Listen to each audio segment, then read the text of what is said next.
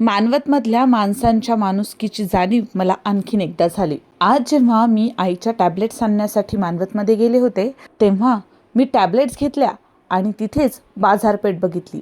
बाजारपेठ एकदम निळ्या वादळाने सजलेली होती. म्हणजेच सगळीकडे आपले निळे झेंडे दिसत होते. त्यासोबतच तिथे एके ठिकाणी असं बॅनर लावलेलं होतं की जे खूप रेअरली बघायला भेटतं.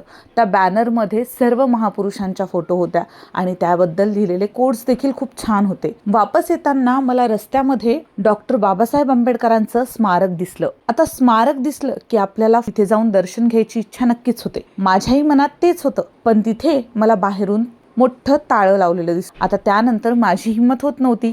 मी बाहेरूनच दर्शन घेतलं आणि वापस निघणार तेवढ्यातच तिथे एक मावशी आल्या आणि त्यांनी ते लॉक खोलून त्यामध्ये गेल्या. मला आधी भीती वाटली, पण मी त्यांना विचारायची हिंमत केली की मी मध्ये येऊन दर्शन घेऊ का. असं जसंच मी त्यांना विचारलं, त्यांनी लगेच गेट खोलला आणि मला मध्ये बोलवलं. मी मध्ये गेले आणि आधी दर्शन घेतलं. तसं आधी मी दुरूनच दर्शन घेतलं. मग त्या मावशींनी मला सांगितलं की तुम्ही वरती देखील जाऊ शकता आणि तिथे जाऊन देखील स्मारकाचं दर्शन घेऊ शकता. मला आधी थोडं आश्चर्य वाटलं, कारण आपल्या परभणीचे जे बाबासाहेबांचे स्मारक आहे तिथे तर आपल्याला गेटच्या आजूबाजू फिरायला सुद्धा परमिशन नाहीये.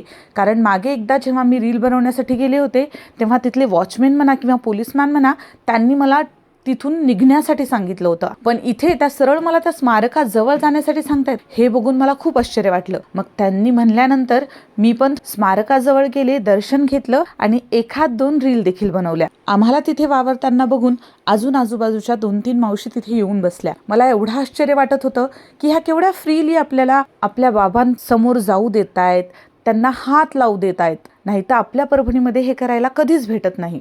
जाताना मी त्यांना धन्यवाद म्हटलं आणि त्यांना सांगितलं की यानंतर जेव्हा पण मी मानवतला येईल तेव्हा पुन्हा तुमच्याशी भेट घेण्यासाठी आणि आपल्या बाबांचं दर्शन करण्यासाठी नक्कीच येईल.